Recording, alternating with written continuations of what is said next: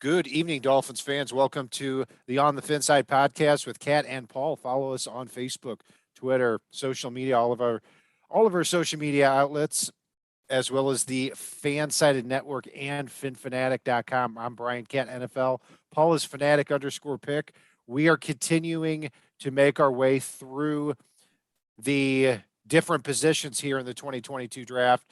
Here, focusing on receivers, and there are a ton of them here today. So, Paul, before we get into that here, I'm curious because there are so many receivers. I'm going to start out by asking you this question here. The Dolphins pick at 102, and you have the list of receivers there right in front of you. Mm-hmm. Out of everyone in the draft, how many wide receivers would you be happy with the Dolphins taking at 102? If everybody's on the table, there's probably, I would say, about 12 or so, of which I think at least 7 will definitively be gone. So when you say 7, do you mean 7 plus 12, so 19 total? No, I just mean 12 total at 102, of which there's 5 where I draw my cutoff line on that 12 after the 7th prospect. So basically, the guys I think will 100% definitively not be there, even if they have a gas mask video surface, would be Garrett Wilson, Drake London, Jameson Williams, Olave, Burks, Dotson, and Watson. Okay. Got it. And then from that point, there are 5 other receivers that you would be happy with the Dolphins taking at 102. Absolutely. Got it. Okay. Sounds good. I wanted to make sure we're on the same page with that. Yeah. My number was 16 that I would be comfortable with. And the reason I bring that up too is if, in 2019, 2020, and 2021 in the draft, there were a lot of steals in the second and third round. I mean, you look at 2019, you had Debo, A.J. Brown, DK Metcalf, Deontay Johnson, Terry McLaurin, Mecole Hardman. I mean, 2020, you had T. Higgins, Michael Pittman, Devin Duvernay. 2021, Elijah Moore and Wandale Moore were looking great before they got hurt. So this has been a position that has been of great value here for a lot of teams in the NFL over the last couple of years. And another question, Paul, I'm going to ask you too, before we move on to the prospects here is, who is one wide receiver in this draft that you seem to like more than the mainstream media does, and one that you seem to like a little bit less? For me, it's a toss-up between 2, and I'm going to go with Calvin Austin. I really like him a lot. I probably move him up a little higher than a lot of people would, even though George Pickens is one that, last name aside, I think has a crazy amount of untouched potential. Those are 2 good ones there. And yeah, I think Pickens now has moved up to the point where he's mocked a lot as a late first rounder. Mm-hmm. But Calvin Austin, though, I mean, I think a lot of people have him going late day 2, early day 3. So suffice to say that he's one of those guys that you would be happy with the Dolphins taking at 102. Yeah, and if Pickens goes in the first round, it's going to feel like one of the old school Al Davis picks where he just sees a physical athlete that's freakish that he's going to grab early no matter what. There are a number of guys that are definitively ahead of him that I think a lot of teams, fan base, and possibly portions of the front office would riot if they got left on the board and somebody took George Pickens. They would have to sell a lot of folks on that before grabbing him. And I don't see the 7 anyone from the 7 sliding so somebody can take George Pickens in round 1. Got it. Well, since you threw out 2 names, I am too. As far as guys I'm further down on. In the first round, look, I think Garrett Wilson's a really good receiving prospect, but I'm starting to see him. I mean, Todd McShay had him projected going 4th overall to the Jets. Daniel Jeremiah had him as his 5th overall prospect in the draft. And that is just way, way too rich for me when it comes to Garrett Wilson. 5'11 and a half, 183 pounds, really smooth route runner, great in and out of his cuts. I get it. But I don't think he plays to the 4.38 speed. And I saw a lot of problems with him getting off press coverage for me to consider him an elite prospect. So, and the funny thing is last summer when he was being mocked as like an early second round guy, I thought, man, he could be a real big steal. But now that he's being projected as a consensus top 10 player in this draft, that's a little bit too rich for me. He's actually my 5th receiver in this draft. Another guy a little overrated for me at this time is Christian Watson from North Dakota State. I know a lot of people in our chat have said that they like him a lot, and it's not that I don't like him as a prospect. It's that I like him more in that, 3rd round area as a project. I mean, incredible athlete, 6'4", 6'4", 208 pounds, ran a 4.36, 11.4 broad jump, ridiculous. I mean, but at North Dakota State, I didn't see a lot of contested catch wins from him. And a stat from that PFF throughout is he actually had 40 contested catches over his career at North Dakota State, only came down with 12 of them. And he's playing against, 5'9", 5'10" guys who will never, ever play on Sunday. So he's a 6'4" guy that plays like he's 5'10" in a lot of ways. That's exactly right. Exactly right. So he's somebody I'm a little bit further down on. Somebody that I'm higher on than a lot of people is Danny Gray, the receiver from Southern Methodist. I think he's a fantastic athlete. He ran a 4.34, and when you see him, when he's running his route, when you see him get 10, 15 yards into his route, he starts flying. And at Southern Methodist, obviously, you don't have the best quarterbacks in the world, so he couldn't always get hit with that. But I think when he gets into the NFL and he's out there in the perimeter, I think he's going to win a lot of those matchups out there. He kind of reminds me of De'Ami Brown from last year as a prospect. I actually think Gray is a better athlete, and I think he can get deeper and do more damage in the NFL if he gets with the right quarterback. So Danny Gray is actually somebody that's among my top 10 receivers. Yeah, and one thing when I look at the wide receiver class, and especially based on what we've seen that Mike McDaniel likes, is if you run a 4.5 or slower, you better be 6'2" or bigger. It's just, if you're 5'10" running a 4.6, you're not really a fit for what it feels like Mike McDaniel's trying to do. The interesting thing for me is the fact that the way we've rebuilt the wide receiver room, I know I've talked about it a lot last year, the year before, I was very excited at the idea of taking and building a wide receiver core with a bunch of those little guys with speed. I know I've talked about a lot of them over the past couple of years, but those little speedsters, because a lot of defenses are built around what folks in the NFL are doing today. And there aren't, it feels just cliche, but NFL teams are like, all right, we need a decent slot guy. Yep. Check. Okay. Now we need a little burner on the outside. Anybody? Check. All right. Now we need our big body Devante Parker style wide receiver to win all those contested catch situations. All right. Check. So defenses don't have now, and this is why I like Calvin Austin as an example. And I know I mentioned him already.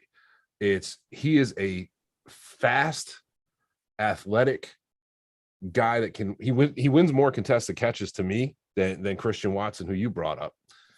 And he goes up and gets the football and he gets open, and he's that guy that you need to put your I cover the speed guy's corner on. You can't do that in Miami.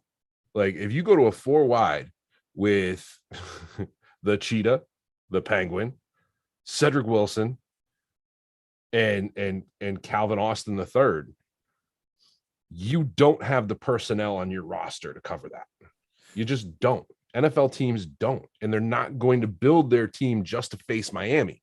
They're going to build their team around what the rest of the NFL is doing, and it's hard to set yourself up for that many speed guys. And that's Yeah. where it really starts to get exciting. I mean, and you asked about guys I'm down on, and this is one that's probably going to hit a little more close to home because of the fact that we're a Dolphins themed show and there's a lot more fans of the U on here.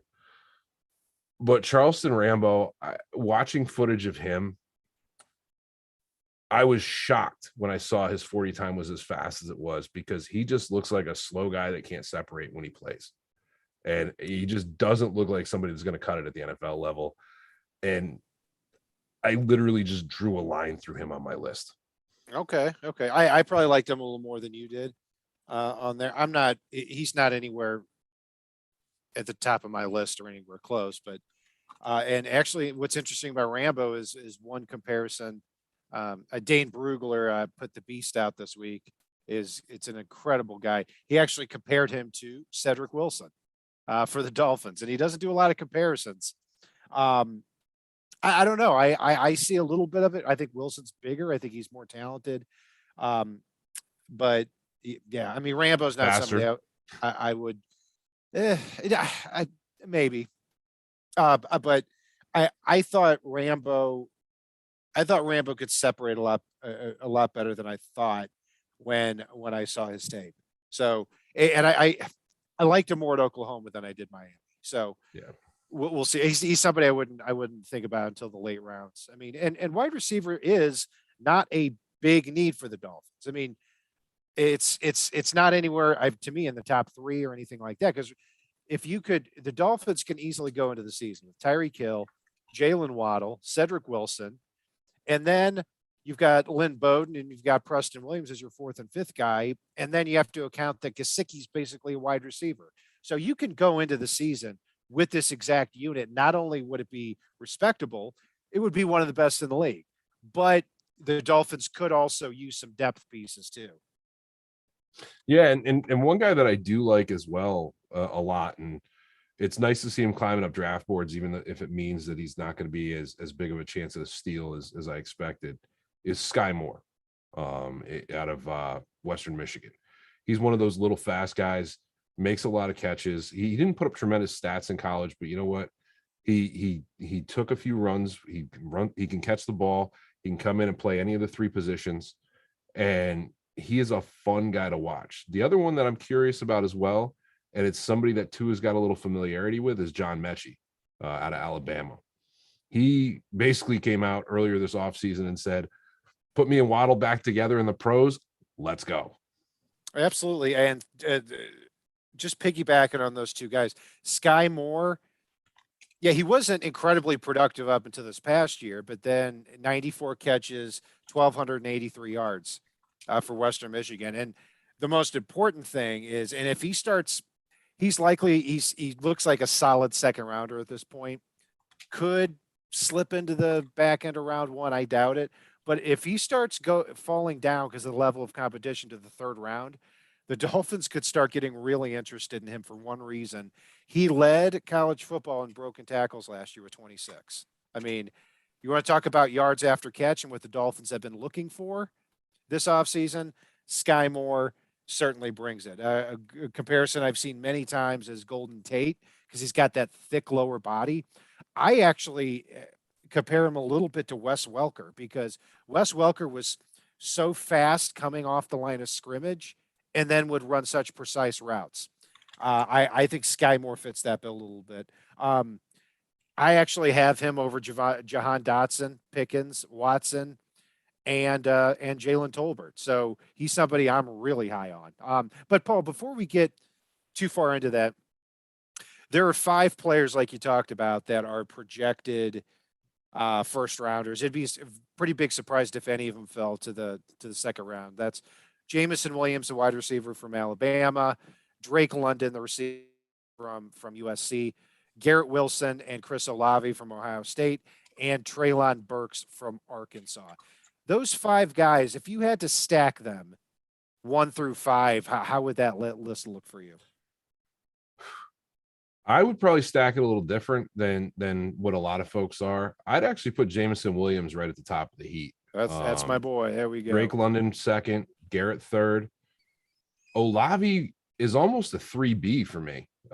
He's that close in fourth there. He is so much fun to watch. I mean, and then Traylon Burks is one hell of a consolation prize out of that pile. He could be a number one receiver in a lot of years, but just the receiver position is very deep yet again this year.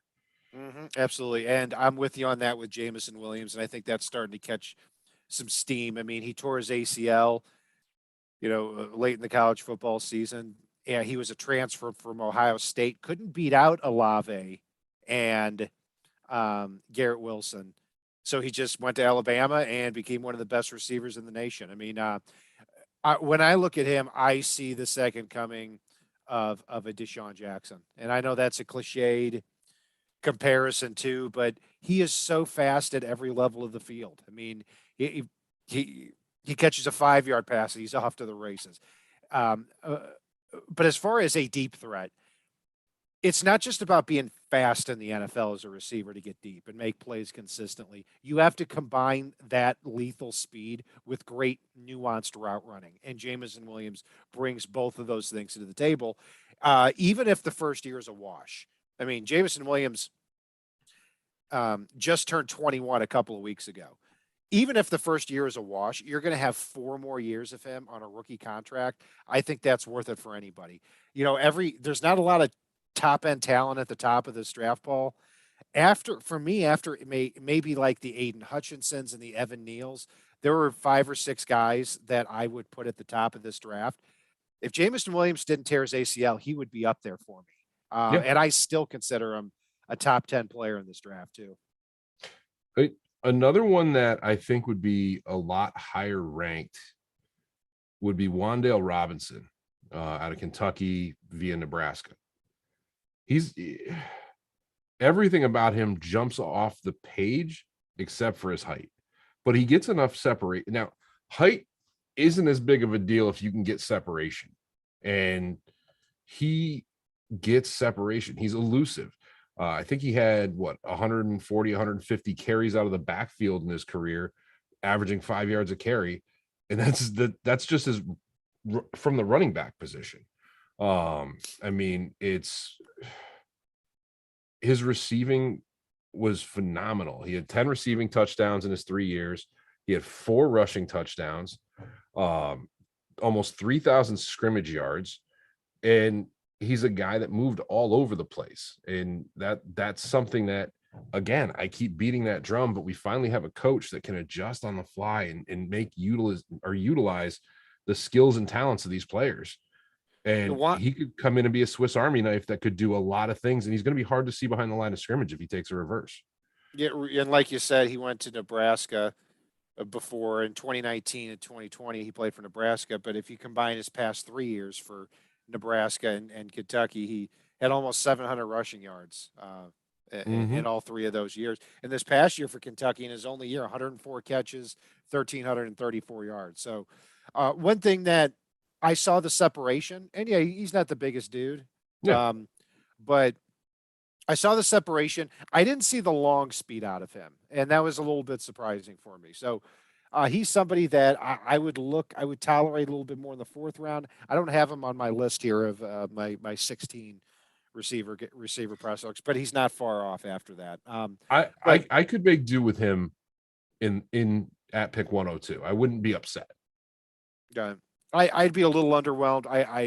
I'd prefer it more in the 4th round, if at all. He probably wouldn't be one of my top guys there. I see more of a 4th, 5th round type guy, but I get it with him. Khalil Shakir is one of my favorites from Boise State in this draft.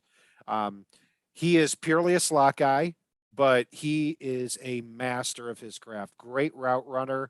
And then I think he surprised a lot of people when he ran a 4.41, and he tested out very well athletically. I think he's somebody who kind of falls in that group of players that they could just naturally separate. They can run routes well, and their long speed is underrated. We saw some of those guys like Darnell Mooney and Deontay Johnson over the last couple of years. I think he fits kind of that bill there with him. John Metchi you mentioned, and yeah, I mean, Metchi would probably be a solid 2nd rounder if he hadn't also torn his ACL. But I think he's a phenomenal route runner. I keep going back to that with a lot of these guys here, with Metchi, with Shakir, Kyle Phillips from UCLA is also kind of that slot machine, great route runner. So if you're looking to get somebody as that third and fourth guy and not spend a lot doing that, I think this is probably the draft for any team to do that. It is. And, there's a handful of guys like David Bell who I really like, but he ran too slow for me to feel comfortable with him as a prospect for this offense. One guy that we haven't talked about is Beau Melton, who out of Rutgers. He's not the biggest guy again, but he ran 4.34 and that surprised me. He jumps like he's smooth, and that's where it looks slow. It's like you watch some of these speed guys when they get in the open field, they're so smooth, you don't really realize how fast they're running until you watch everybody falling behind them. And it's funny, in one of the scouting reports on him, they actually said Tyreek Hill has proven in the NFL that speed kills. And that's something that Beau Melton does a tremendous job of utilizing to get open on a play in, play out basis. So he's somebody that could come in and be that fourth guy. And that's what's fun about some of these developmental guys in this draft. Some of these younger guys that have the athletic ability and haven't put it all together, we don't need them to be the guy right away. Not even a little bit. And that's where they'll get their opportunities, but they're not going to have to step in and be an impact player right away. That's the fun thing with our roster too, whether it's wide receiver or any position. We've hit the point now with this roster, especially after the Morstead signing the other day, where we don't have true needs anymore. We have positions that it would be nice to upgrade. And there's some that, need to shake out. Like, I think they're moving Robert Hunt back to right tackle and right guard and all this other stuff, areas we'd like to see improved. But again, this is a luxury of being able to take best available, which may be a wide receiver that needs a year or two to develop. Yeah, I mean, after the Dolphins got Tyreek Hill, I said they could legitimately take this roster into week 1 of the season. It doesn't mean it wouldn't be nice to add another player or two, but when you're talking about, like Elandon Roberts and Duke Riley being your biggest hole at linebacker, I mean, how many games did the Dolphins lose because of those two guys? Not many, if any. I mean, you look at Michael Dieter, who, when healthy, proved to be a serviceable center last year. And it would be really nice to get a right tackle to keep Hunt at right guard and make sure the right side of that line is solidified. But you can always move Hunt over. And, I don't think the right guard position, especially in this offense, is going to end up torpedoing your season. So no, we've got a lot of really good potential players fighting for right now, the equivalent of one spot on the offensive line. Yeah. And so now, third, fourth round, the Dolphins can look at the best player available type of guys, and wide receiver could fit in there. So, Paul, the way I've got this really tiered up here is, just kind of taking the Dolphins out of the equation, how I look at the entire draft. In the first round, I've got that first tier: Jamison Williams, Drake London, Chris Olave, Traylon Burks, Garrett Wilson, and with the final three guys, Wilson, Burks, and Olave, really, really close. Then after those 5, I've got 3 second-round prospects. That's Skye Moore, Jahan Dotson, and George Pickens from Georgia. And then after that, I've got a hodgepodge of, let's see, 4, 5, 6, 7. I have 8 guys here that I would feel comfortable taking at pick 102, and that's in this order here, and very little separating these guys too. I've got Galvin Austin. I've got Shakir next, then Danny Gray, which is my guy that I'm higher on than everybody else. And then I've got Christian Watson. Then I've got Jalen Tolbert. So I've got them, 13 and 14. Then John Metchi. Then 2 other guys that I want to talk about too.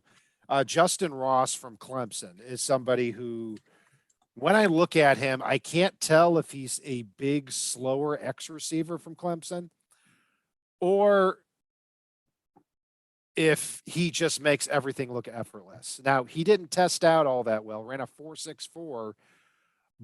There was also word too that he didn't really train for that event either, which also I guess, kind of forgives his slow 40 time, but also says, why weren't you training for the combine then?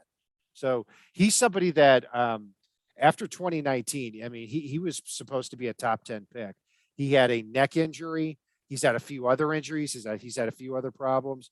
But if you're talking about somebody kind of like with Devante Parker can roll out of bed and be a talent at his size and with his movement skills, maybe worth the risk at the end of the third round, at least for me.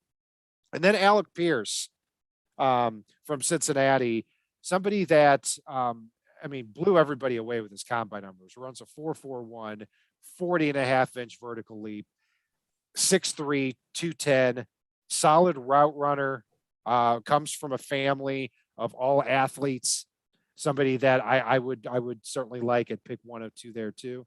But not somebody who's really taken over games for the Bearcats either. Even though he's had a first-round pick as a potential first-round quarterback in Desmond Ridder, but still a solid overall player. So that's kind of how I round out the rest of my list for 102. So one thing I'd actually want to go back to real quick, and this is something I forgot to mention before, and it's one of the things that made this player jump off the tape for me. You don't see receivers typically put up big numbers on the bench. And typically, if somebody puts up big numbers, it's like Christian Watson out of North Dakota State at 6'4", 208, throwing up 18 reps. It's somebody like Isaiah Weston out of Northern Iowa, 6'4", 212 pounds, threw up 20 reps on the bench. But there's a player that fell exactly in between those two. And it's somebody I talked about already.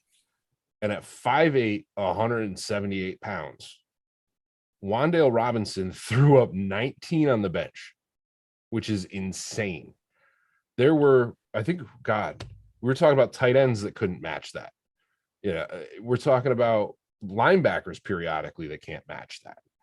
And for somebody that small to be that compact and powerful, to go with the speed that he has and the short area quickness, which you saw shown off in the shuttle drill for him, there are a lot of fun things I think that this cat could do. And I think the surface only got scratched in college. So he's one of those guys that maybe not in the third, even though I wouldn't be upset, but if he's there in the fourth and you didn't take a wide receiver at 102, he's worth investing a pick in to try to develop and see what you can do with him. His whole workout baffled me because he was listed at Kentucky at 5'11", 185. And then colleges lie about height and weight. I mean, and then he was barely 5'8" at the combine, which blew my mind. But also too, he has the arm length of an infant. He's 27 inches, and that is far below anybody else that was there. But if you're open, it doesn't matter. I think it does matter. But the thing is with Wandale Robinson is I think if he were on this team, he'd be getting a lot of his catches in the short area. He wouldn't be out 50 yards downfield trying to extend with his baby arms to try to come down with the pass. So no, a fourth round, I think I could stomach that. I mean, I probably a few other guys on the board that I'd like better than him, probably at other positions too. But yeah, I mean, a few other guys that really kind of jumped out at me too. They were at least interesting. Velus Jones from Tennessee is somebody who's been in college football. I'm not joking, for 6 years. He's 1 year short of the Van Wilder plan here. His first game for Tennessee was in 2016. Adam Gase's first year with the Dolphins. That's how long he's been in college. Played 4 years at USC, then played 2 years for Tennessee. I didn't even know that was possible. So, but this past year had over 800 yards receiving. Started to look in the part. He's more of strictly a vertical guy, not a lot of side to side wiggle. but also great return skills. And if you're looking for somebody who could be there in the 7th round, I think Velus Jones might be that guy. And the reason I think he would fall because he's going to be almost 26 by the end of his rookie year. So you're talking about really a one contract guy. So who was the quarterback? I think Cam Cameron took him. Who was like 26, 27 years old. John Beck. Yes. John Good Beck, old John Beck. Nothing compared to Brandon Whedon back in the 2012 draft. Like, oh, it's not a big deal. He's 29. He's going to come in and dominate right away. And then he comes in and is like, oh, no, this guy's got things to learn. It's like, well, we don't have time for that. So it's a few guys. One guy I'd stay. Taekwon Thornton. I know he ran out of the building from Baylor, 6'3", 182. I was really excited to watch him, and I didn't like what I saw. I saw a guy who could do one thing, run very fast in a straight line. Doesn't have good hands. He can play badly very quickly. Yeah, I mean he had almost 1,000 yards for Baylor last year, but it's hard not to in that conference. So a comparison I saw was Taekwon Underwood from several years back. I like that comparison a lot. All they could do is run fast in a straight line. And like I said with Jamison Williams, that doesn't work in the NFL. You need some route running ability to combine with that. There's a reason why John Ross hasn't worked out in the NFL, even though he's the fastest player in combine history. So I'd stay away from Kevin Austin from Notre Dame's fascinating because he came to Notre Dame as a receiver and he was a big recruit. He was a big deal. He caught 6 passes in his first 3 years. One season he was out for the entire year with an injury, but he got back on the field last year and put up almost 900 yards receiving for Notre Dame, which is a big deal with Notre Dame because they don't throw the ball all over the field. So somebody there in the 7th round who would certainly fascinate me. Yeah, Paul, we've gone through a lot of names here. Eric Ezukonma, I don't think you've mentioned him yet from Texas Tech. He just barely meets my requirement that I put forth at the beginning of the show at 6'2" for running a sub 4.5 40. And he's somebody that it's been surprising to me that he's unranked, let alone behind some of the guys that are in front of him, because there's a lot to like, even though he's not somebody that put up close to 1,000 yards. He's not somebody that put up 100 catches, but he's somebody that uses his body well. And it is a lot of fun to watch if you pop on that Texas Tech tape. That was a tongue twister. The other guy that, and this is going to sound horrible, I didn't love him when I watched his tape, but I'm kind of rooting for him. And this is one of those just old school, just crappy guy moments when I say this. I want Ty Freifogel to do well. And the reason for that is I want to listen to people just rave about Ty Freifogel because the name just kills me for the next 10 years. It's one of those, it's kind of like there's a college receiver that transferred or a college defensive back that transferred that's not coming into the draft this year, but he's a pretty good defensive back named Pig Cage that just transferred, I think today, via the transfer portal. And he's another one that just based on the name alone, you got to root for the guy. If I entered the witness protection program, Ty Freifogel would probably be my name. That's how I look at it. But he went to Indiana and he had a string of really good games against Michigan State, and Ohio State. He was very productive last year at that time when Indiana was starting to really sneak up on people. So I've got a lot more to look at with him, and as well as the Texas Tech receiver too. I've seen bits and pieces here and there, but that's something I'll be digging into a lot more here over the upcoming weeks. Also, too, one guy that's dropping like a rock, and I understand, Dontario Drummond from Mississippi didn't run well. He ran, close to a 4.7. I view him as a very powerful slot receiver. Lance Zierlein had a great comparison for him. Quincy Enunwa, who I thought was turning into a really good receiver for the Jets, as that powerful slot dude who couldn't separate very well, but was just as a good enough route runner and was really intelligent and very productive. Somebody who had over 1,000 yards here for the Rebels last year. If he's there in the 7th round for the Dolphins, somebody I would certainly take a look at. But yeah, I mean, Paul, there's a lot of guys, and just going back to Calvin Austin again.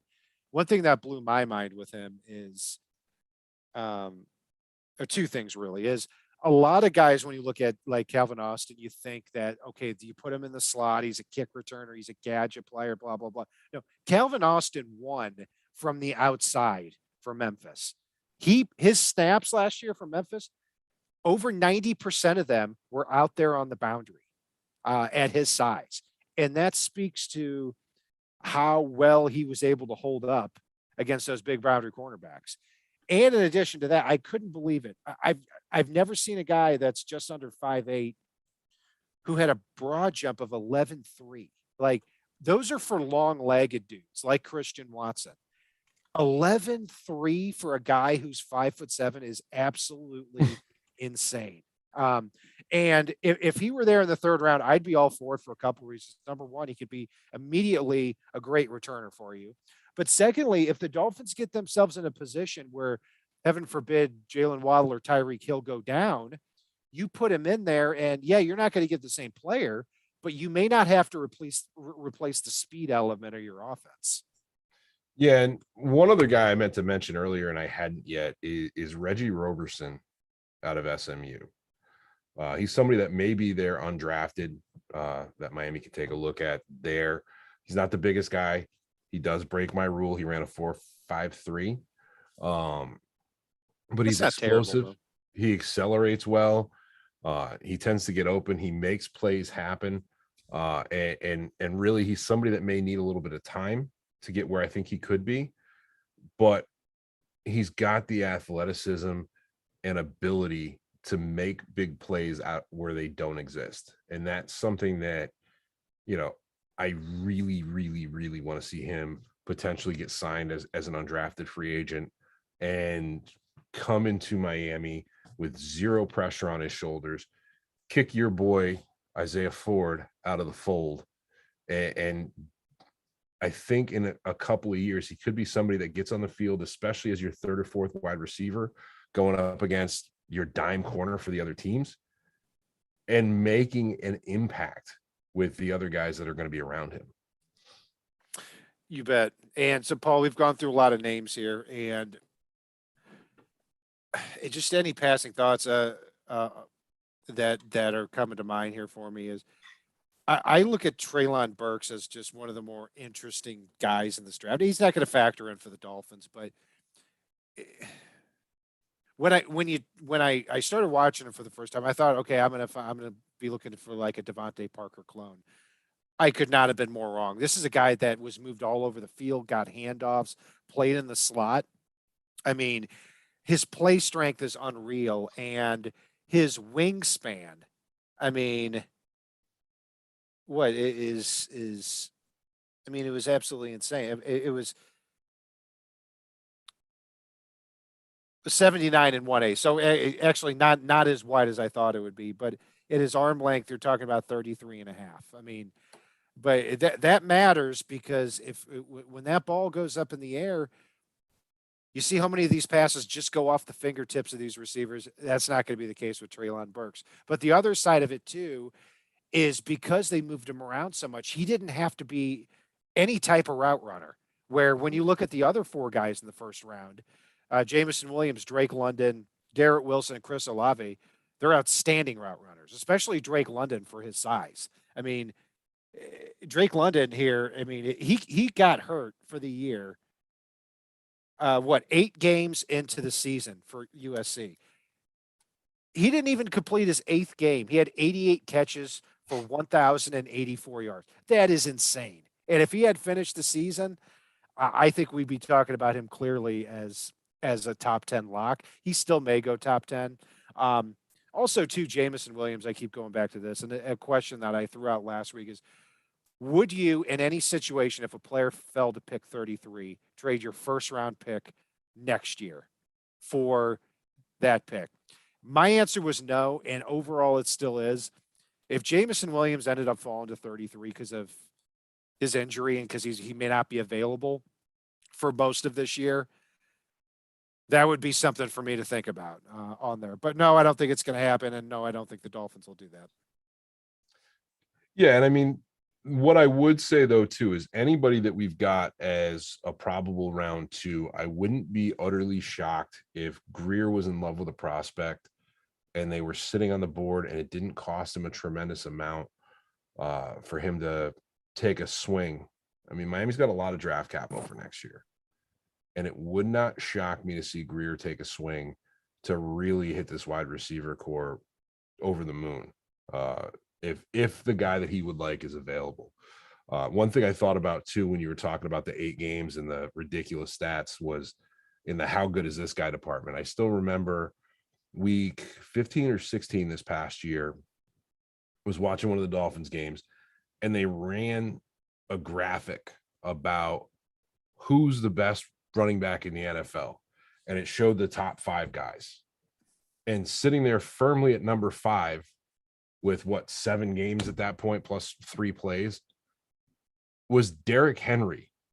And like everybody else had played a full 14, 15 games at that point, and Henry was still like right on their heels. And that's kind of what it feels like with those statistics we were just mentioning.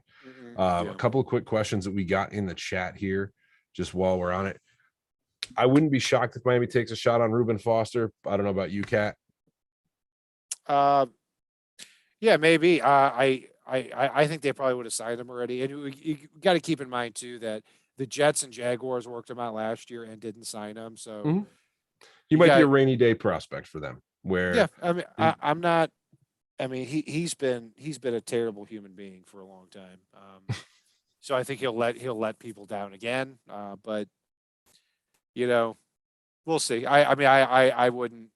I think it would be a little exciting if they brought him in because, again, I look back at the 2017 draft. He was one of my wow guys, and to the point I was willing to dismiss the off the field stuff. But I've been known to do that before, so that's blown up in my face many times.